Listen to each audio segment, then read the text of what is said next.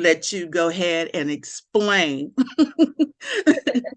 all the Thank many you. hats that you wear, because I know I messed it up. I didn't write it down, so forgive me. That's fine. That's fine. I'm Consuela Gaines. I am Yay! chapter organizer of Mhm, Voice of the Experienced, better known as VOTE, which is mhm, a grassroots organization that focuses on criminal justice reform, prison mhm. reform. I'm also the owner of Gaines Consulting LLC, where I am a life coach for justice involved individuals. Amen. Amen. That's a pretty heavy title. You're dealing with justice involved. Can you give me a little background on how you got involved with the Voices of the Experience? I like that vote. I like what it stands for. Can you enlighten me just a little bit about that, please? Indeed, indeed.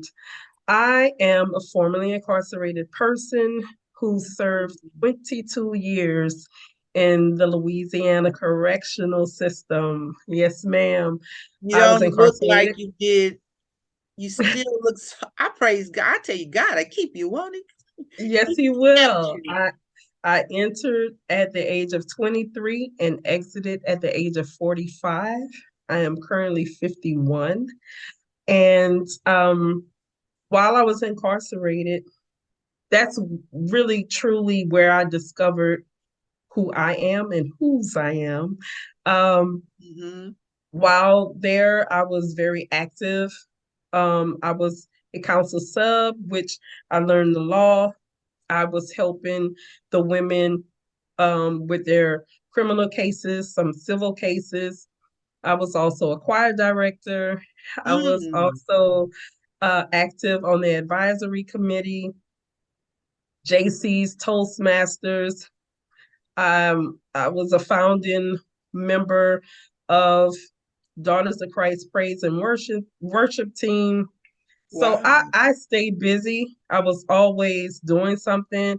I was a Mhm. tutor, a literacy tutor. I also graduated from office system technology and welding. I'm Come also a on. welder. So yes, ma'am. Well, I know I one stayed thing, you'll never be broke. I'm just saying. definitely not with all the skills I was able to acquire and Amen. and accomplish for myself. Wow, I am so grateful to have met you. And I again, you don't look like what you've been through, but I'm excited to see that you are paying it forward. You know, a lot of times when we go through certain situations, we just so glad we out. We are not trying to go back. We ain't trying to look. We don't want, we have totally dis connected ourselves from our past or that part of our life or that experience. So I'm grateful to hear that you are on that. So you sent me something that was really blew my mind about Louisiana's uh, correctional system. They are keeping people still in jail for 45 days after the fact. How does that happen? And it's crazy. I mean, it's long overdue because as a council substitute, I was one of those people who the women would come to when they realized that their rap sheets were incorrect, that their time had been calculated incorrect. There are a few things about incarcerated people that people must know. Okay. One thing is we are going to know our exact release date. The day we are supposed to be released from prison, that is something we will always know. How much money should be on our books.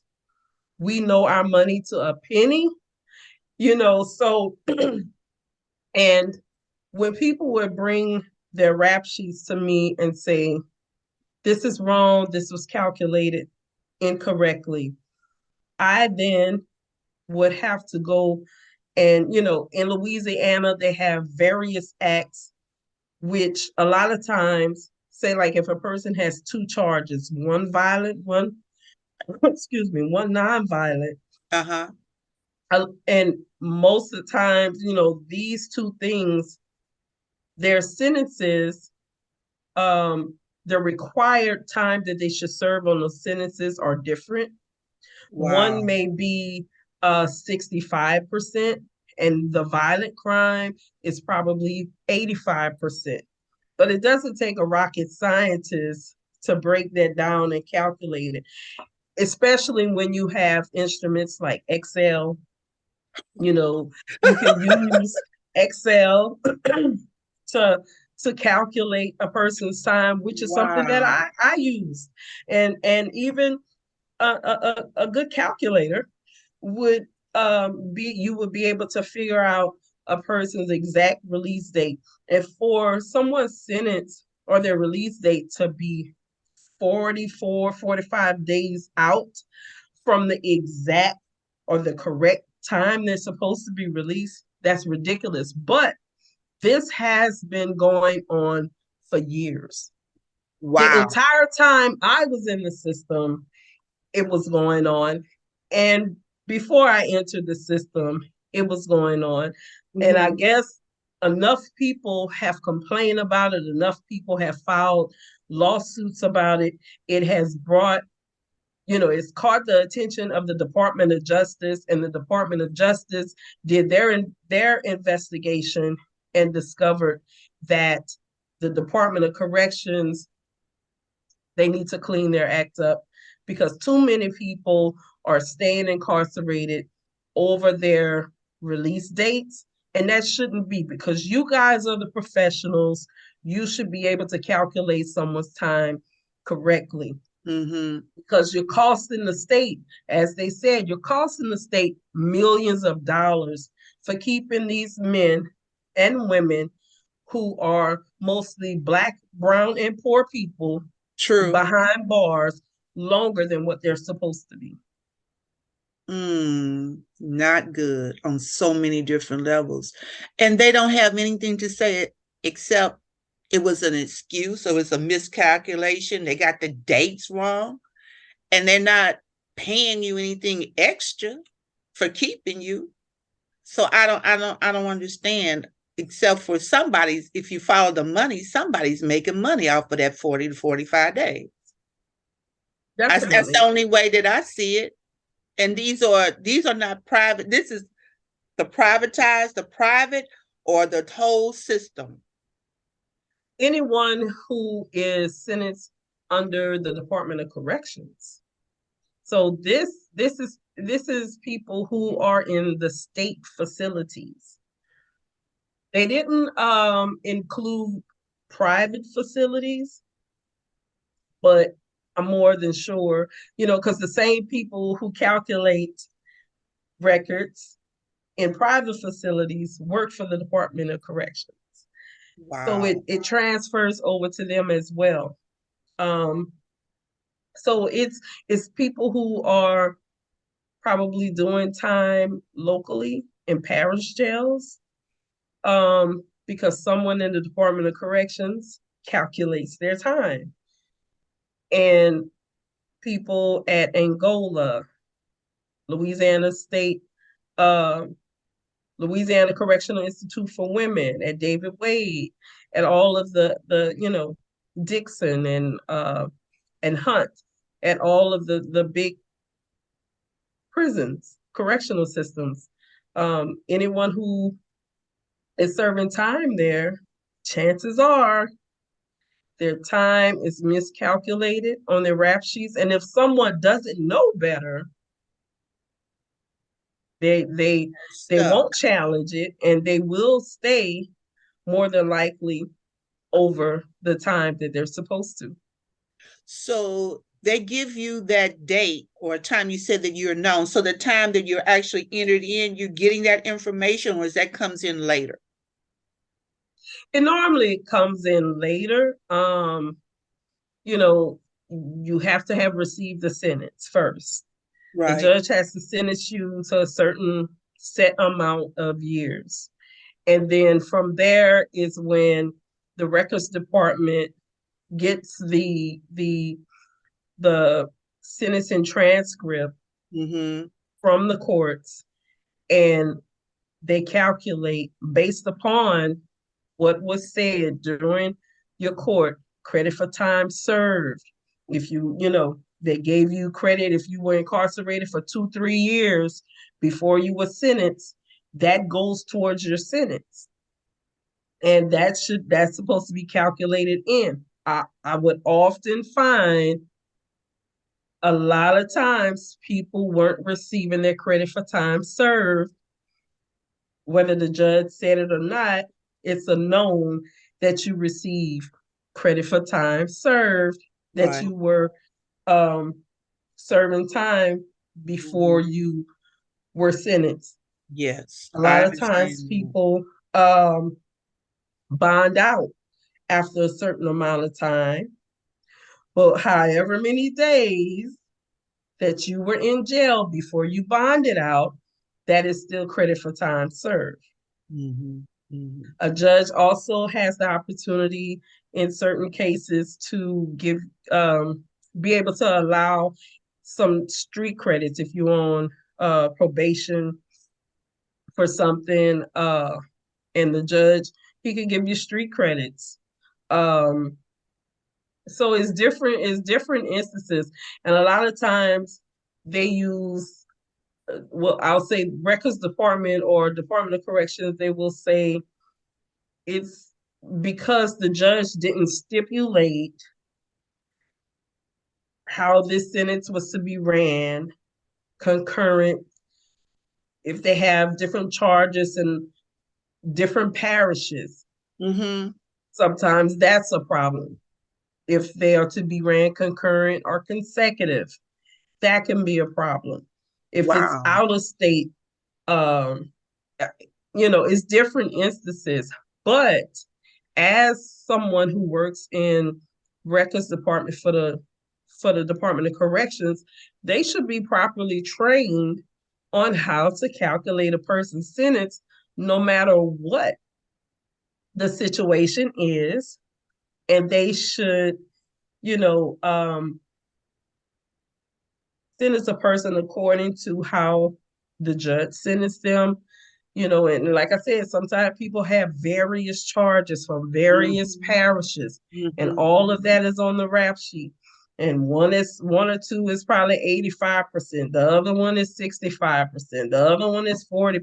So it can be tricky, but as long as the department trains people properly, which they seem to not really have been able to do for years, because this has been an ongoing issue. This Hmm. isn't something new. This is something that just has come to a head. And for the Department of Justice to get involved is serious. It's Wow. serious. And like I said, it is long overdue for the Department of Corrections to correct this problem, because it should not be happening. It shouldn't be happening at all. I agree. Tell me how difficult is it to get the Department of Justice involved? I really don't know how difficult it is to get them involved.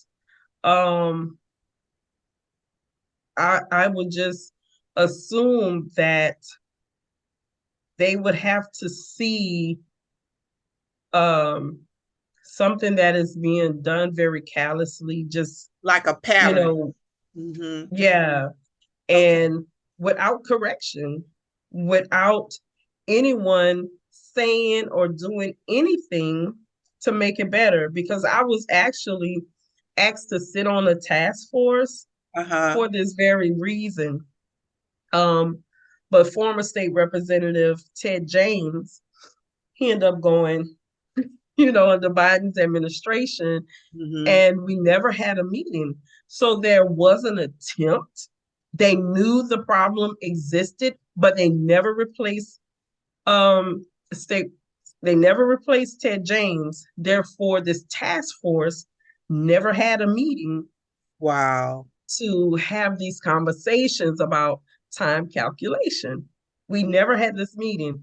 Uh, Actually, we should be getting ready to report to the state legislation come April or even before then about our findings and our suggestions, but we never had a meeting because they never replaced Ted James.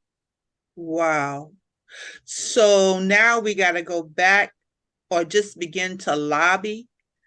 Uh, it would seem, since we're grassroots, we got to begin to lobby. We got to begin to get the attention of the powers that be. It appear. I mean, I don't know the logistics. I'm just trying to calculate in my little brain the best way to go about They it. are in hot water.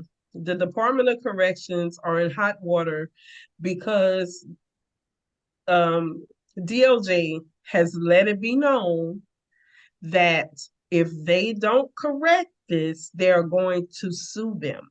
The DOJ is going to sue Louisiana Department of Corrections if they don't see some changes going on ASAP.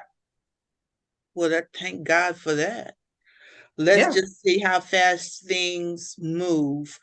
Is it now you involved are you involved also with the Innocent Project? no.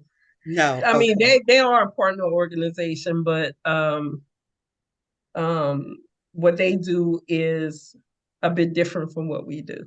Okay, okay. So I'm going to be quiet and you're going to explain to me exactly what you do or what that organization does. And then you can Okay. tell me what you do. Okay. Okay.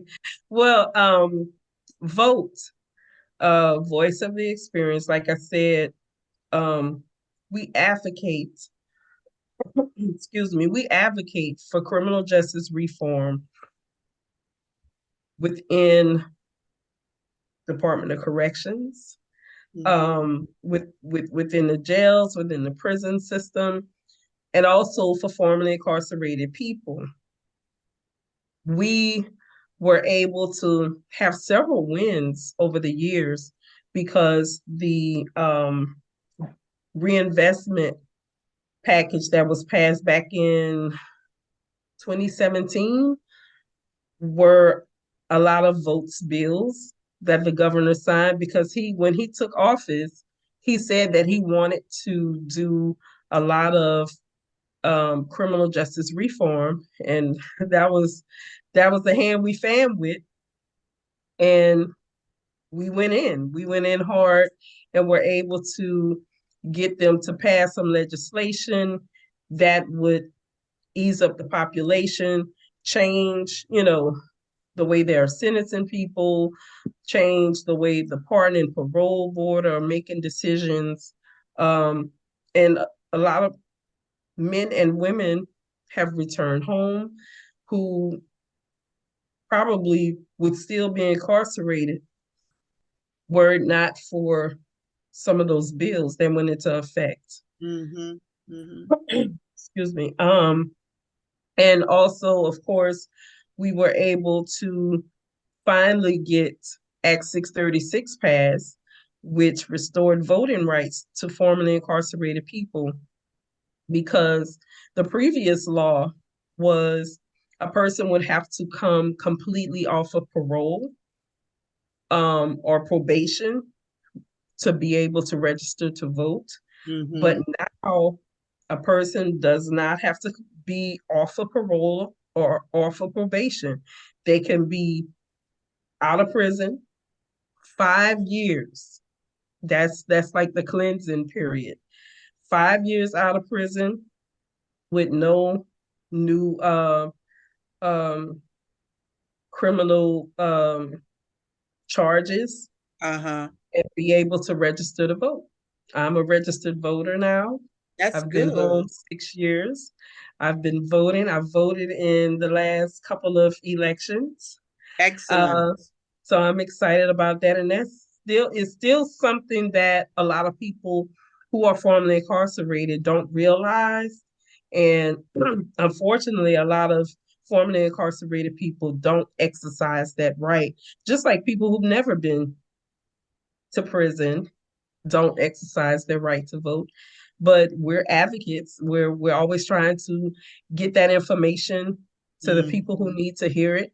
We're always trying to educate people about the importance of being a part of that entire voting process, and Yes. and you know that it's important for us. Very important. It's very important because not just the Yes, presidential elections, everybody want to come out to that, all but elections, you need to all. be you need to be at the PTA meeting. You need to make Mhm. sure who the DA, that's very critical. What is going on with them, your local police. You need to be involved in everything. And you also, and I'm a firm believer, don't get out of jury duty. Yeah, it's it's uncomfortable, but it needs to be done. That's some of the things right there, you That's know. something else that was just recently in the news. That vote, it was one of our bills to have formerly incarcerated people be able to be on juries. Who better know, And who would have more better information, or that's just like peer support. You exactly, understand the system better than anybody. exactly. And they had discovered that some courts in New Orleans Parish, had been excluding Mm-hmm. formerly incarcerated people from those jury pools. Yeah, I can imagine. Once the law changed, the law has been in effect for a while, but they Really? were still using the old law and excluding them when they shouldn't have been. And that's just New Orleans. So I can imagine That's that's what they're that's doing across the state. yeah, that's not just in Louisiana. I'm pretty sure that's 50 states wide. I really do believe that because it's so systematic how they block people out. So, Right. and to make sure that they also give the census information. Yes. Important for that too, so that we can make sure you got enough buses, you got enough hospitals built, you got enough, everything is going to be on a feasibility study. So that's how we get counted. We got to show up and be counted. Yeah, because our people in our African American community, Mm-hmm. when it came to the census, and it's passed down from generation to generation. Okay. Oh, the man just trying to get in our business. So they duck the census, not realizing that you're doing more harm to your That's what community I'm saying. by not providing the accurate information about the number of people in your household, Mm-hmm. because that's to be able to provide money to your community. Yes. And they're thinking, like I said, it's generational. We have to educate people. That's not what the census is doing. The man don't, they're not gonna report you if But just if they say how wanted to many know people where are in you your life. are, they forget it. You got a phone. They know where you are. Exactly. The You genius know, is not hiding from nobody. nobody has Yeah. ever been arrested for something dealing with Yes. census. So Yeah. our Yeah. people are misguided, misinformed about exactly what the census is and what it does. Mm-hmm. Um, so that's that's a whole nother That's a myth. conversation that we have to Yeah, have. that's definitely a myth because, like you said, it is hurting the community. It really is. I just thinking about handicapped people. They need buses. How are you going to get back and forth? They don't even have a bus line. They don't have it's just the whole mess up the whole infrastructure. It just messes it up. Like you said, generational, the fear of somebody doing you something, which I did not connect, but anyway, Yeah, everybody's fears are different.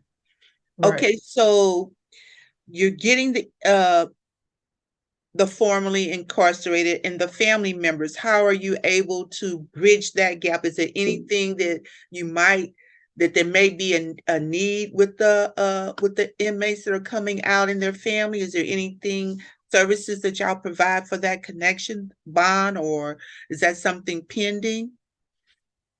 Um, well, vote, we don't provide like direct services, Mm-hmm. other than First 72 in New Orleans. Also, we have a new women's transitional house in New Orleans. Well, And that's we big. also have the FIT clinic where formerly incarcerated people can go and get, their physical examinations and things like that. Excuse me. That's So big. those are Could be those are because the direct there's no services. fee for that, right? They can just No. show up. Well, that's big No. right there. That's very important. I think that's Yes. awesome.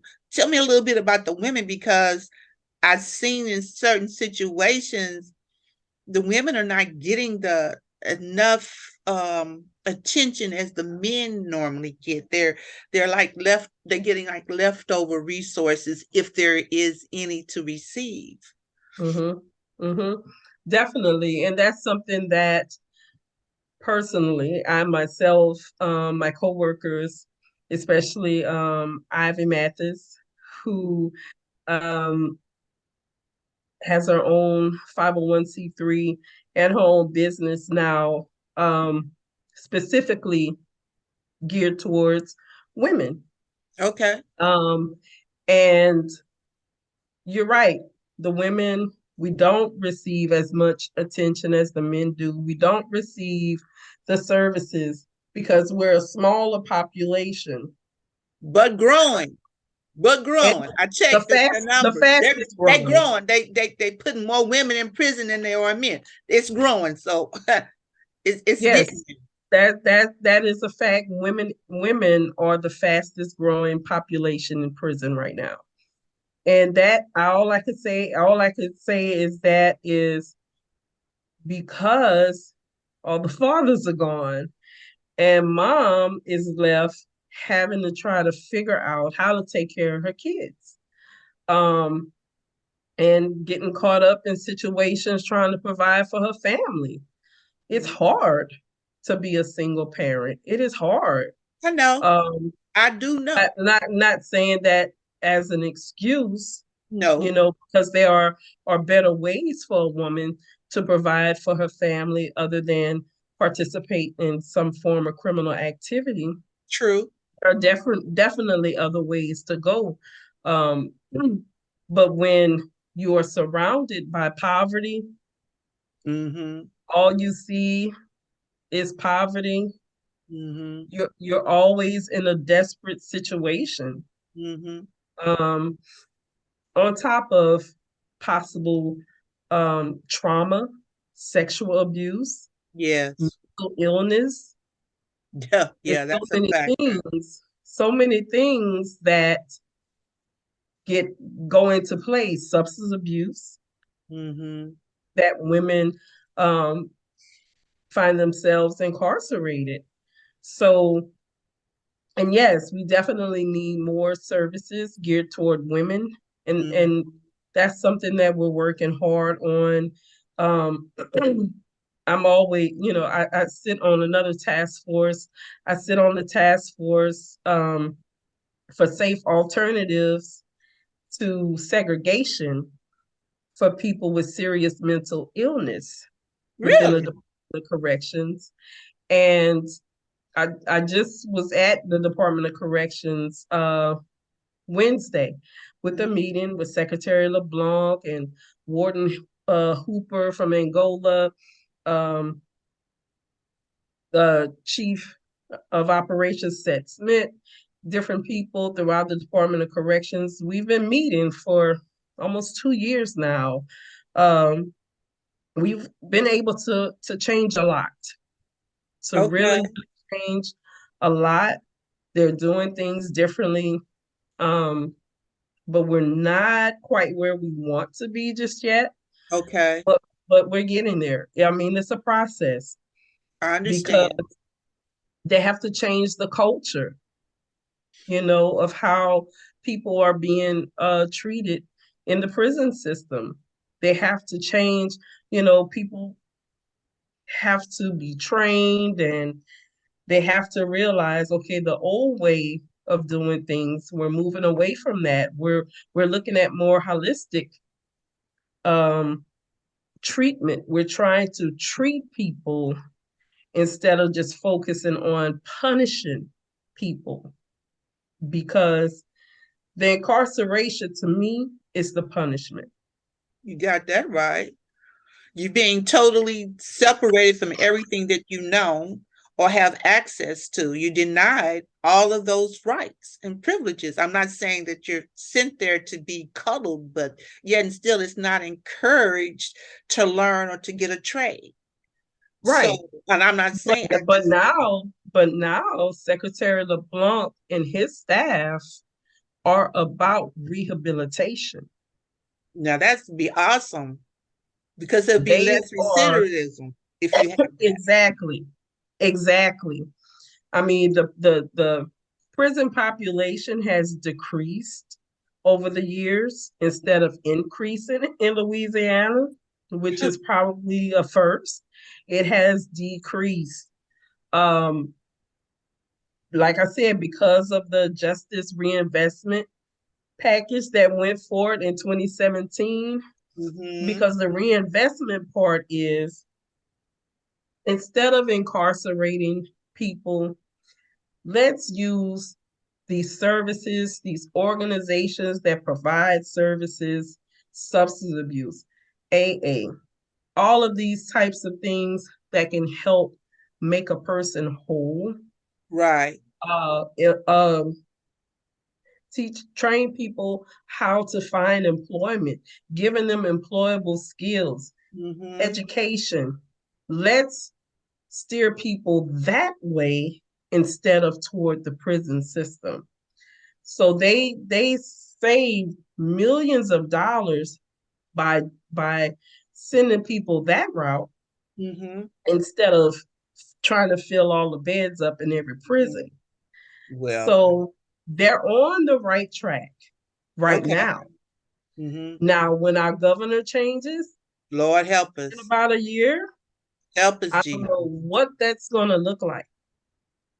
As right now, it looks like we our attorney general is the front runner as governor, um, who probably, I'm not going to say he does, but probably has a different mindset and idea of what the criminal justice system should look like. Mm-hmm.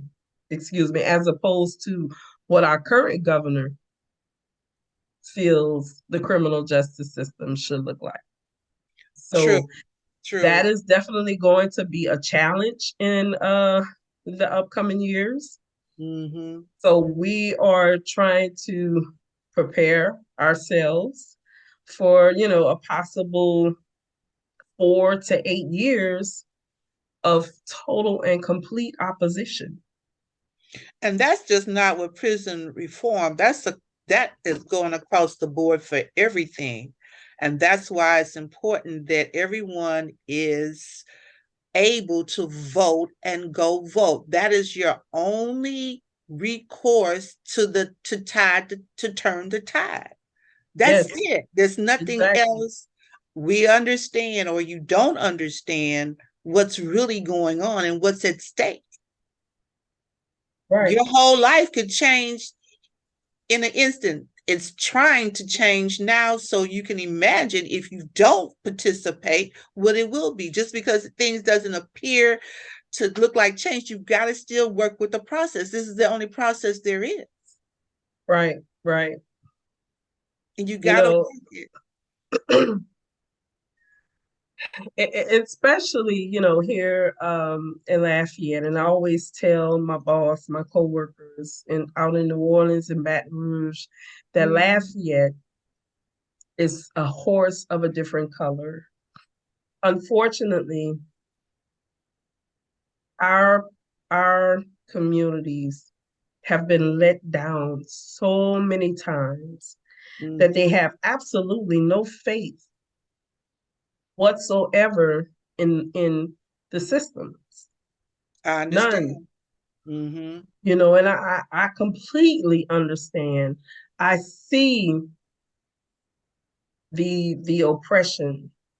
I see um, how the north side gets hard hit or not given as much attention as those on the south side of Mm-hmm. Lafayette are given. Why does the Evangeline Thruway, It's which a is, dividing line. I mean, this area should be beautiful like River Ranch. Yeah. If you go in River Ranch and come on the north side, you would think you're in two different cities. Mm-hmm. But they're not two different cities. They're just two different communities. No, they're And two different and it's zones. and They've been obviously zoned to be like that. and obviously one is willing to invest more money. I'll say our local government is willing to invest more money on one side than the other.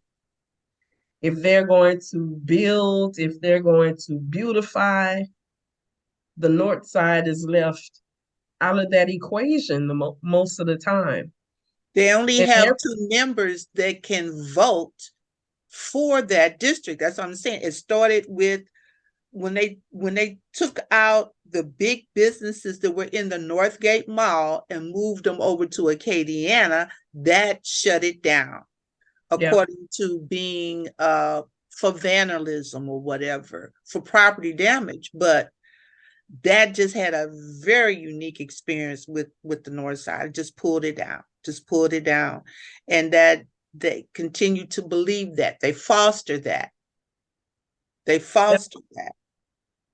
You know, it was. there's no emergency urgent cares built there. You go to the south It side, it's was. like one every other block. You see somebody. I'm like, Yeah, Lord, who's paying for all yeah. these emergency hospitals? And those are big house lords Yeah. where they have urgent cares throughout the city, Hmm. everywhere But the but north on the side, north side. no, there's no hospital. You just, if you can't get there, you're in trouble. Yeah. You're in trouble. God forbid. But they want to build a jail Yeah, I on just the heard north that. side. Hmm. Any bad thing, they want it on the north side. Any good thing on the south. You know, That's crazy. it is. But we still pay taxes on the north side too. I'm just saying, Mm-hmm. we're still paying our share of taxes. Mm-hmm. You want to take that and do what you want to do.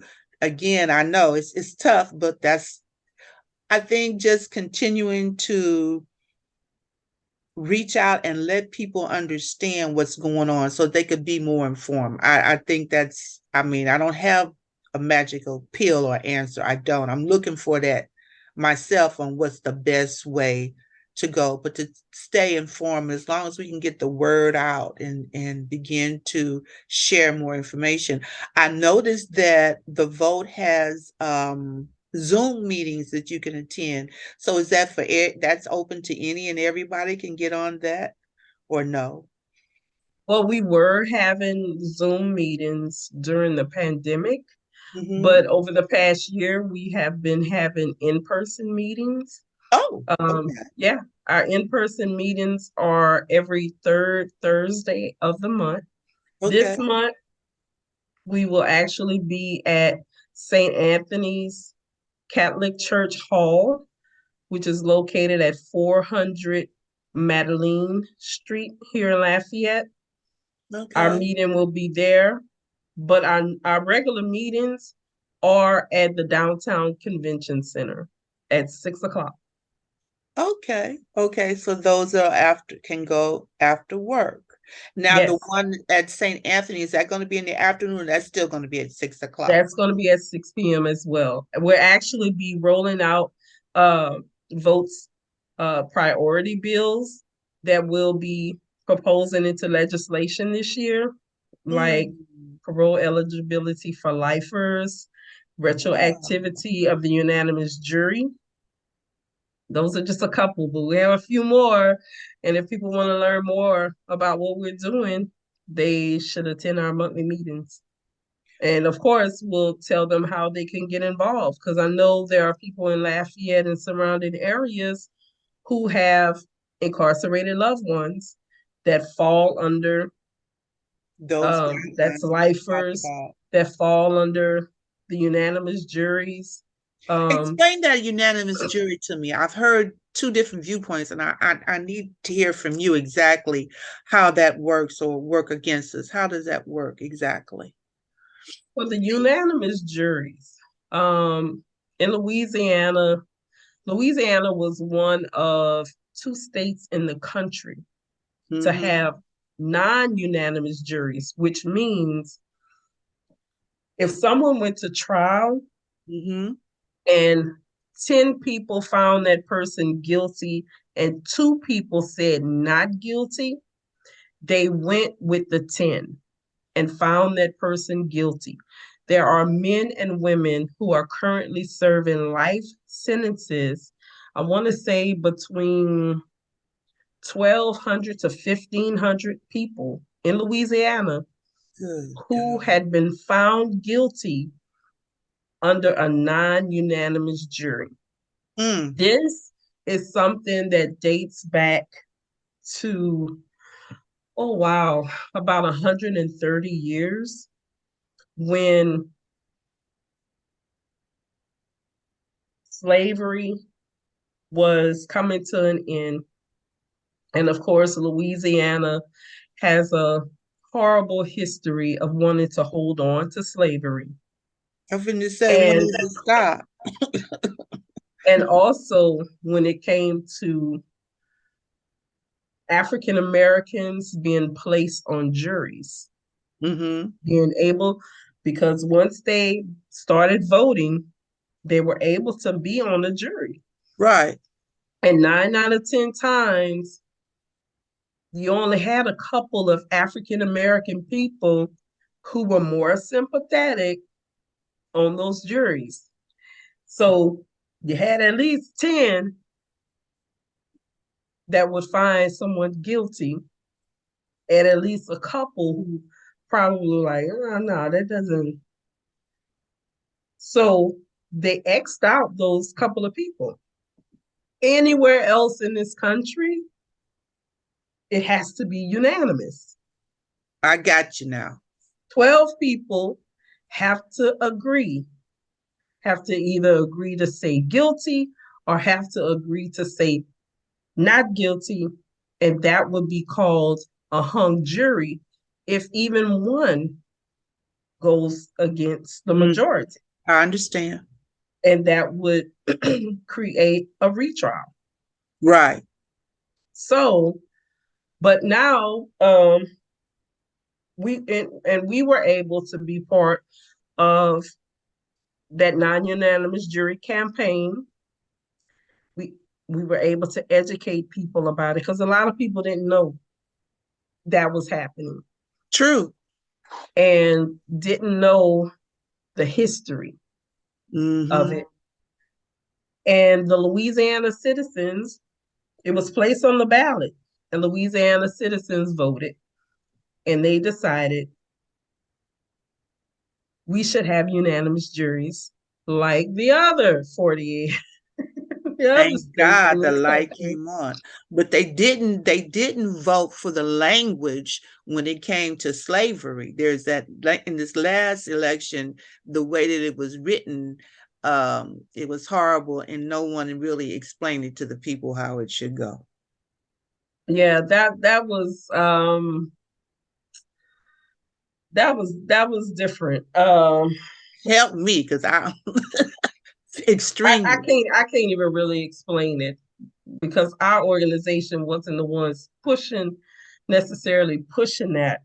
Um, Mhm. because it was going to be more symbolic than necessarily changing a law, you know. So But the world we look at didn't us like crazy. I listened to a lot of different like the Urban View and other different because it wasn't going to change anything. okay. It, Gotcha. it wasn't going to change anything. People would still be sentenced to hard labor. At the It end of the wasn't going day. to change anything. even if they remove the word slavery, that people will still be sentenced to hard labor. That's why I said it was to remove that word, um, slavery, or you know, that's all it was. It was going to be symbolic, and I mean, I get it, but it wasn't going to change the law. Okay. Thank you for the Wasn't going to, clarification. yeah, it wasn't going to, open up the floodgates and release people. It wasn't going to do anything Okay. It was other just than language. the language. That's it. Okay. All right. That's That's it. it. And it should have been clarified because I talked to a lot of people and they were like, I didn't see that. I said, well, you must didn't read what it said. Or maybe it was my misinterpretation. Yeah, and the bill wasn't um written correctly. So that was a lot of controversy behind the language within the bill Mhm. itself. Okay. And that's why State Rep Gaines kind of pulled it and was telling people no, vote against it or whatever, because that language, it wasn't clear, and No, it it had a wasn't. lot of people confused. Hmm. And I mean, but of course it didn't pass. um and outsiders looking in are like, oh, Louisiana is crazy, but there was a reason it didn't pass, and it was because the language. And hopefully they'll be bringing it back up with a clearer language this legislative session, and people will have a better understanding of what's trying to be done. Because it was kind of thrown on people at the last minute, and everybody That was like, too. what do I do? How do I vote? So hopefully it'll be a bigger or different educational piece to go along with that piece of legislation. Please. Yes. If and when they do bring it back up. Hmm. But as for the unanimous jury, um, when they did change and make it unanimous here in Louisiana, it was prospective. It Hmm. was for cases moving forward. They did not make it retroactive, and this came from the United. Wow. This came from the Supreme Court. They said it's left up to Louisiana legislators to make it retroactive or not. Well, how's that So working that out is for something everybody? that is going to be one of our bills Mm. to make that unanimous jury retroactive for those 1,200 to 1,500 men and women who are Mm. still incarcerated. So many have died. Um, some district attorneys have brought people back to court, and they have been released under Wow. those 10-2 juries. Yes, I know several, especially That's out of New awesome. Orleans. They've been released. And that's going to be the controversy. Okay, we have that many people who this affects. What will be the process? What will we have to do? Bring all these people back to court, give them all new trials? Look how much What money are we, that's gonna cost. what's money when it comes to someone's life who probably was not guilty? I understand more than likely, but then they don't want to own That's up to that's not that. their that's not that person's fault. No, it's not. But again, But it's up to the system to make it right. well, let me ask you this. Since they were wrongfully put in prison, it wasn't their fault because of the jury, can they go back and sue the state? Like a class action suit? All 1,200 of them or all 1,500 get together? From what I understand, the people who were released from prison under those 10-2 juries, Mm-hmm. who were released, that was part of the stipulation Oh, that they that they can't could sue. not sue the state. Okay, so that's how that went down. And that may be The a out. clause Mm-hmm. within the retroactivity that they can't sue. Mm-hmm. I would like to see how well that the state is paying the people that they've done. uh, wrongfully convicted people? Are they able to get it? I don't believe they're paying these people back. I just don't believe they are. They don't, because it's a whole nother process. They have to go back and actually prove that they were factually innocent. Mm. You said factually? What does that mean? Because I have an inquiring mind. I got all kind of stuff going on in my mind. Just, I'm gonna take you back to I'm gonna date myself. Dragnet. Just the facts, ma'am. Just the facts, sir. So what does that mean? I don't know, but it's something that's very, very hard To to prove, prove. that deters people from receiving any type of compensation on wrongful convictions. Wow. I don't So I don't know anyone who was wrongfully convicted, and there have been many. Louisiana leads wrongful convictions, who has been compensated. It just doesn't happen. ooh, I'm sorry. I'm a visual person. I'm letting this marinate a little bit. That's horrible. It is. It really is. I have no words for that. I'm still shaking my head. That's just you take somebody's life. You can't 20 years. I'm thinking about people who went in when they were like 18 or 15 even and was tried as an adult and now they're getting out at 60 Yep. and they didn't do it. And they have nothing. They have no family, nowhere to go. That's They another just thing. But put out with $20 and say, $20 see ya. and a Hmm. bus ride to the Hmm. city That's it. where they drop you off at St. Anthony's Diner. Wow. There's But definitely I have to be real. They have changed the way they release people. Most people who were under those 10-2 juries, most people who were under 10-6, or people who have been incarcerated 20 or more years, oh my a God. lot of them are released into the Louisiana Parole Project in Baton Rouge, which is ran by a formerly incarcerated person who served as much time.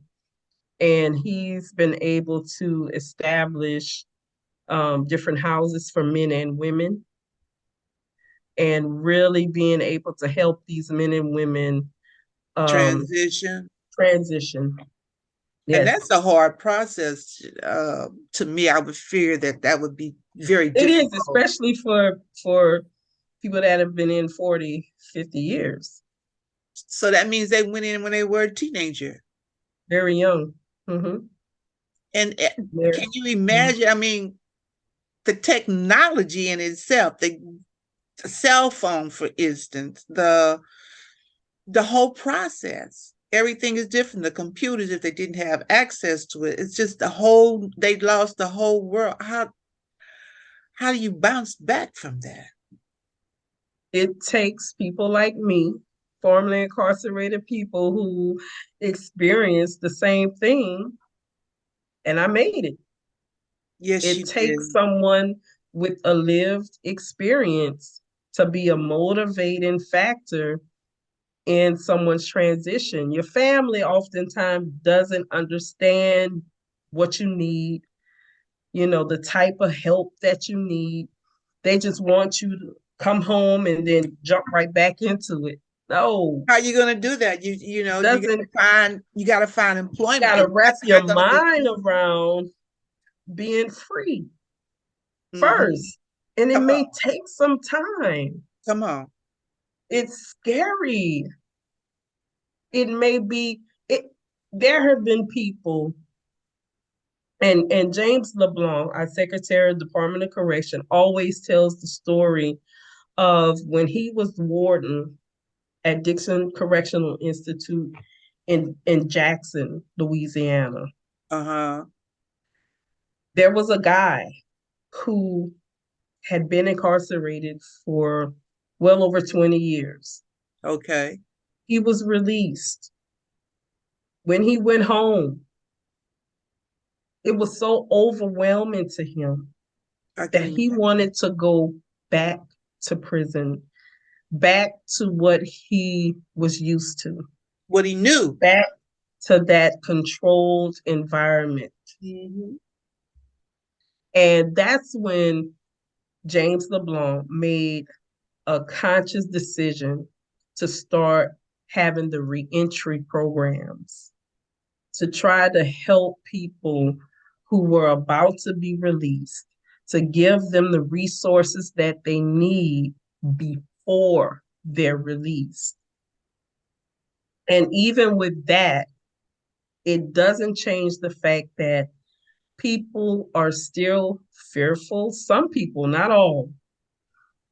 It can be overwhelming. It can be very scary for someone who's been incarcerated for 40 years.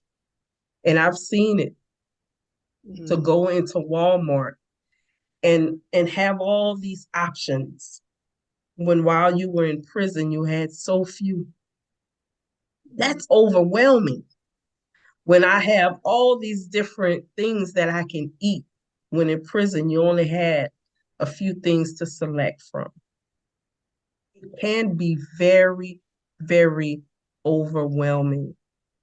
Hmm. And they need someone standing right next to them, giving them the support, understanding what they're feeling, understanding what they're going through. And family may laugh it off, may, say some things like, oh, you need to get it together, instead of someone saying, I understand. It'll get better.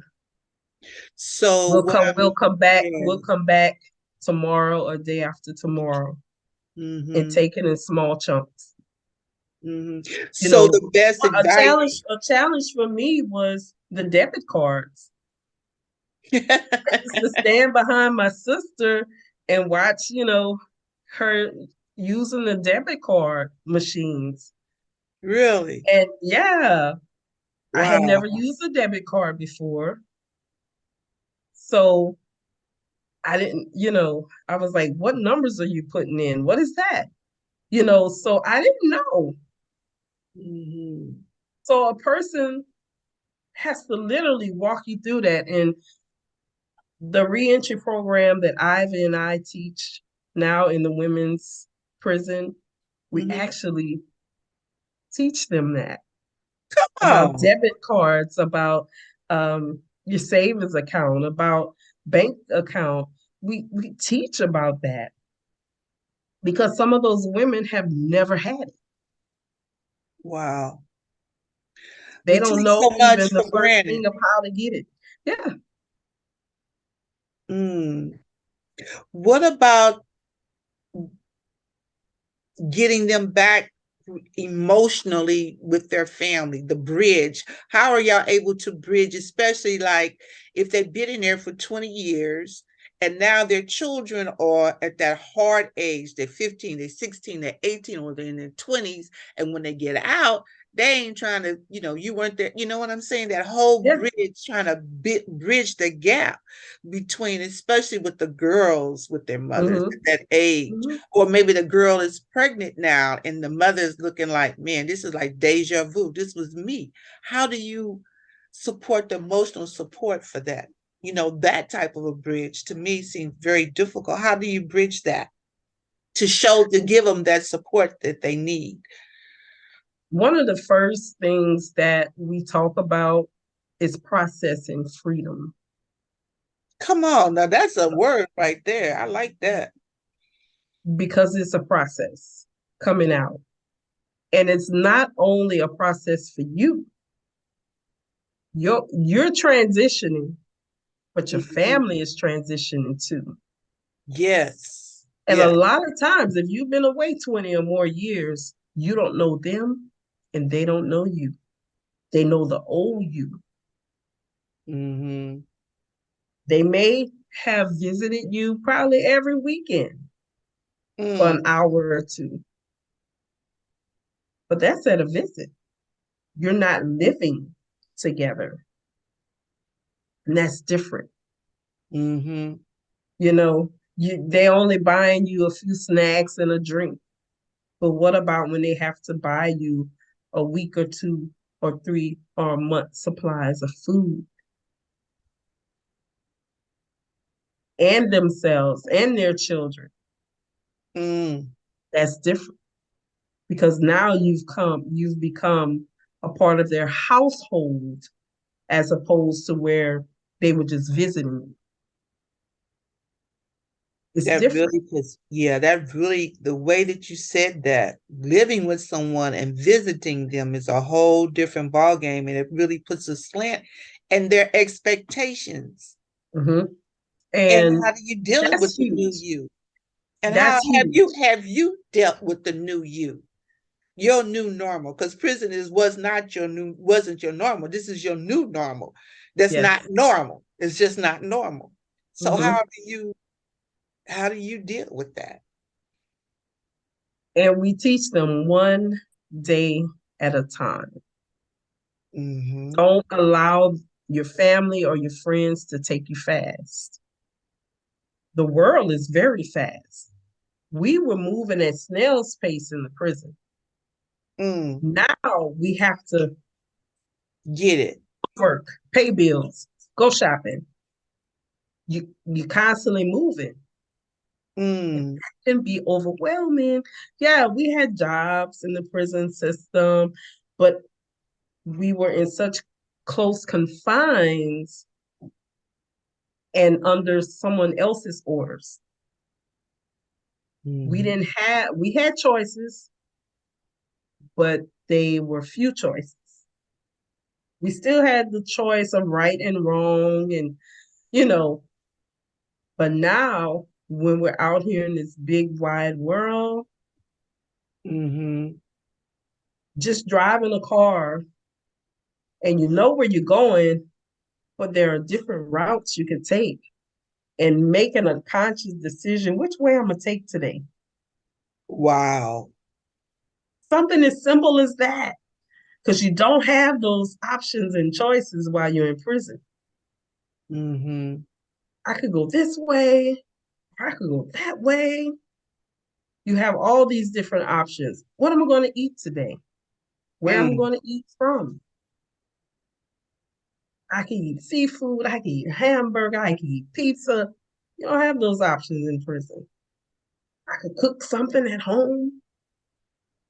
You have so many options, so many Wow. choices, so many selections that you had so limited or so few selections while you were incarcerated. So Mm. it's and people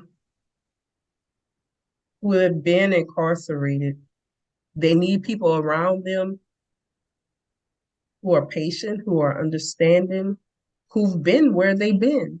That's why I became a life coach for justice involved individuals because I understand and I can help someone set their goals and help them meet those goals because there are so many blocks and so many obstacles in our way as people who have been involved in the system Mm-hmm. because we have arrests on our records, we have convictions on our records. That blocks us from housing, from employment. And those are the top things that we need. How do we maneuver around those obstacles? Mm-hmm. But how can someone who's never been in the system be able to tell you after 3, 4 months? Because sometimes your family will be like, "Oh, you got to find you a job, or you gonna get up out of here."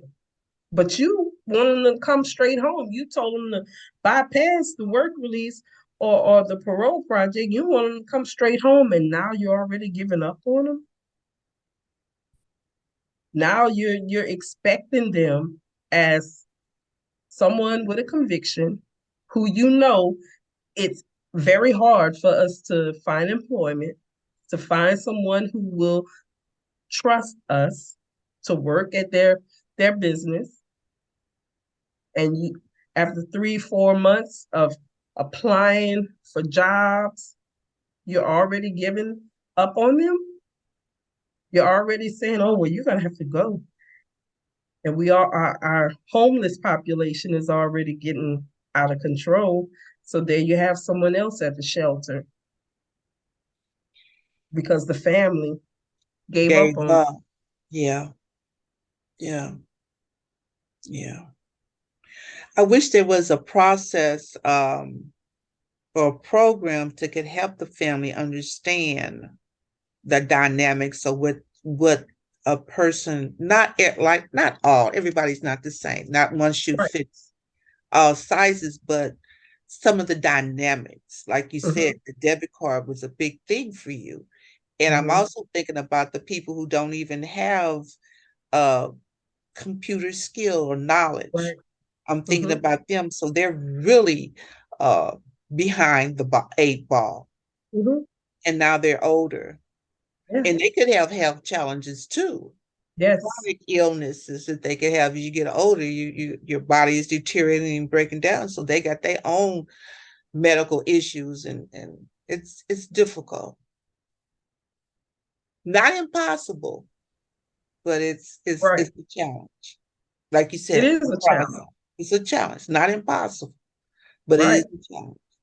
Because I see success stories more often than I see people who have failed Mm-hmm.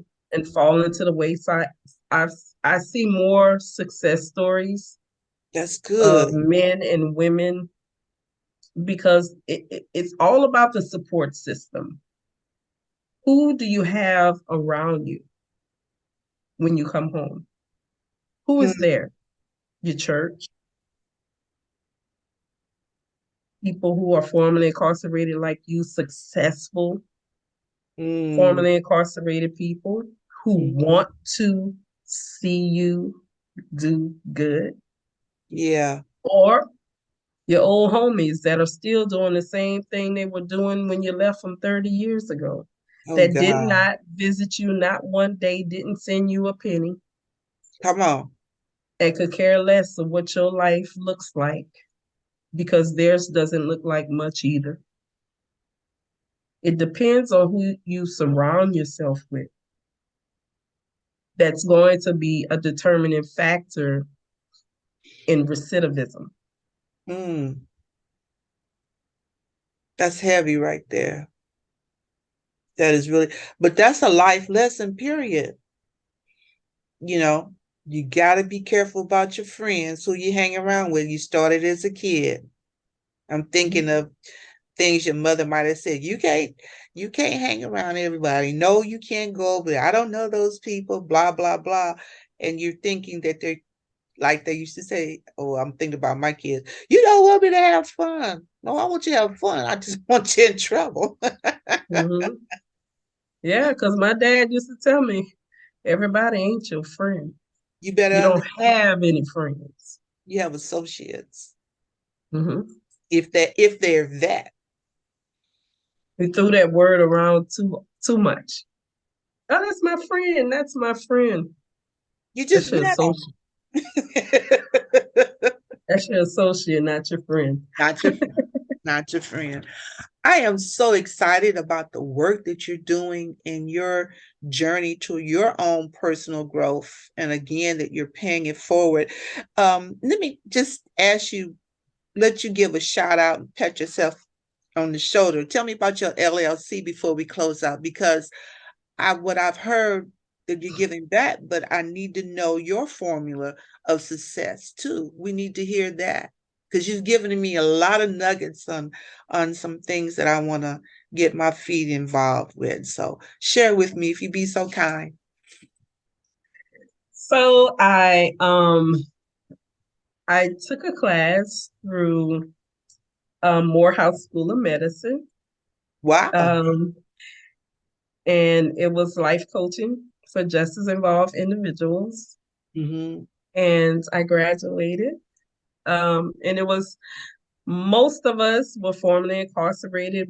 We had a few who actually worked in the prison system who wanted to Okay. become life coaches.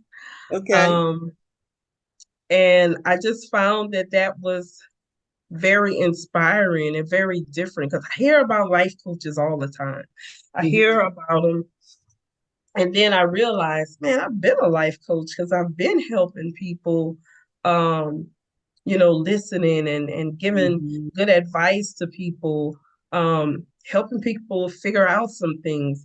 So I'm like, I've actually been a life coach for a long time, but just I didn't do put a understand. just hadn't put a name to it. Yes, yes. And received that certification.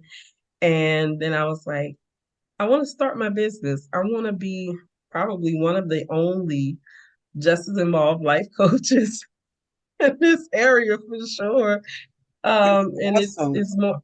it's more than likely heard of. It's new, but um, I focus on really helping formerly incarcerated people find their way after incarceration. Hmm. Finding their path. Come You on. know, what are your goals? What are your dreams? Let's make it happen. Okay. And and not only that, I also help juveniles who, Yes. who Much can get needed.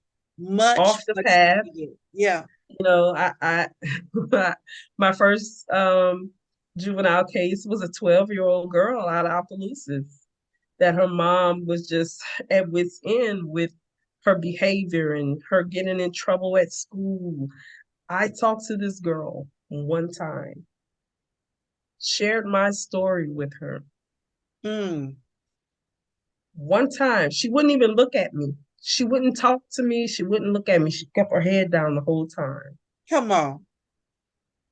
Matter of fact, I texted her mom yesterday to check on her. She said she still has a little nasty attitude, but she's playing basketball. She's doing great. She hasn't had any more problems out of her. Praise And God. this was about 4 months ago. Come on.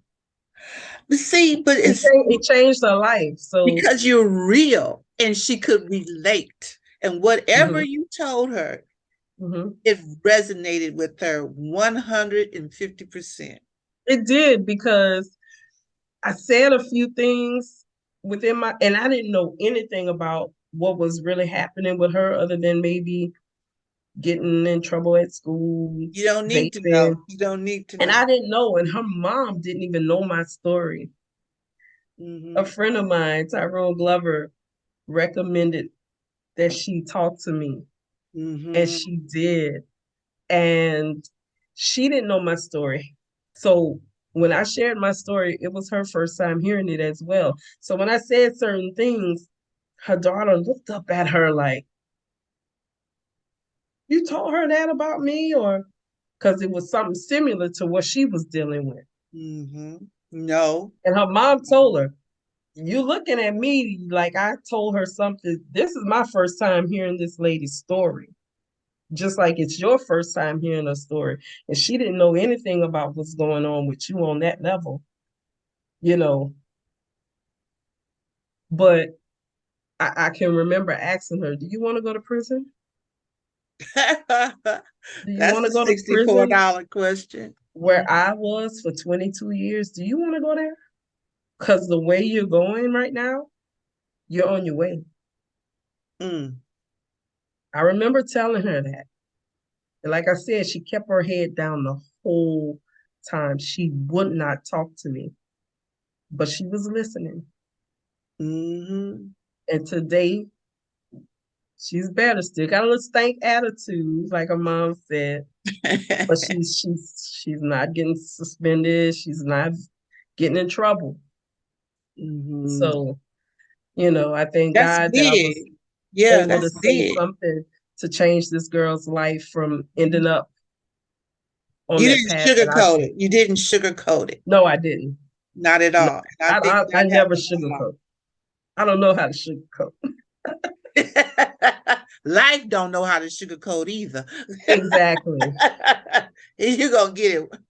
Raw and uncut version. raw and uncut. You And gonna it's not one of those I want to mm-mm. scare you type stuff. No, No, I'm it is what it keeping is. it real It is real. from life experiences. And Real. that's the key thing because nobody would ever believe it. They don't think it's gonna be this way because of what their friends told them. Oh, you do this and they're not gonna charge you. You 15, you're not gonna be. No, baby, they have a hidden agenda. Mm-hmm. Exactly. You worth what, Exactly. $27,000 a year? Or And I maybe a told little bit her, more. all those are so-called friends, what do Not you gonna think they're come visit doing when you're getting kicked out of school, getting suspended? What you think they're saying? What do you think? They're laughing at you. call you stupid. They're laughing at you because they still in school. Hmm. They're laughing at you. Hmm. So I gave her a lot to think about, and apparently she thought about it and is still thinking about it. Because I told her mom, she get out of line again, you just bring her back to me. But That's thank awesome. God, thank God she's doing good. Okay. Okay. So your voice has helped a lot of people that you don't even know that you standing in the gap with saying, with the bill that was passed for the unanimous decision, that was very awesome, very big. Hmm. The fact that you have trying to explain to the incarcerated and to the formerly that you have to go through the process. There are certain steps that you're going to have to deal with, which is yourself, and make yourself a new goal and reinvent yourself. Yes. It's just that simple. You got to make a decision that I don't want this, and this is what I want, and now I got to figure out how to do it, and I need your help to help me get Yeah. it done. To be the best version Of of yourself. yourself. Yeah. Be And that. that's okay. That's Yes. a good thing, really, to see how Yes. the end gonna be. Yes. And it's a life decision. It's a life decision that we have to live with. Hmm. You know, what do you want to do with your life? What do you want to do? What do you want to be? It's like starting all over again. You remember when we were kids? Our parents has asked us, what do you want to be when you grow up? I don't know. Go back to that little childhood question. Can you answer that? If you can't Mm. answer that, you've got some soul searching to do. My God, If, my if God. you haven't figured out by now who and whose you are, you've got a problem. And that's what I'm here for, to help people get to that. Yes. Amen and amen. Well, Miss Gaines, I truly, truly, from the bottom of my heart, appreciate this interview. I want to thank you for your great accolades that you've done and definitely for your personal growth.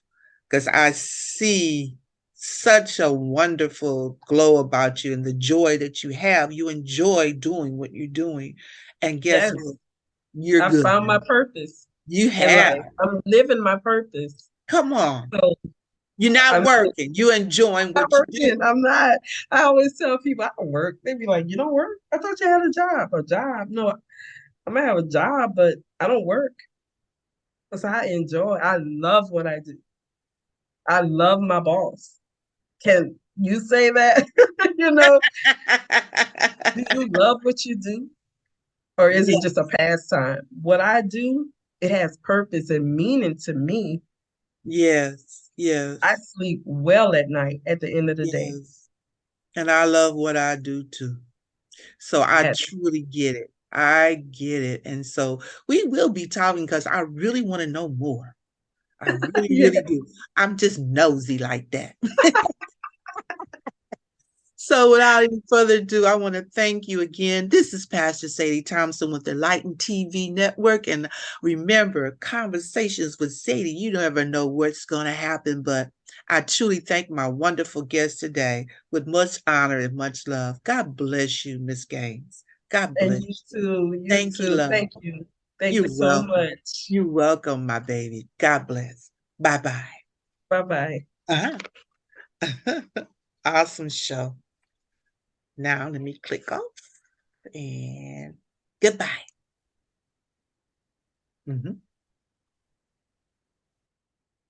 Okay.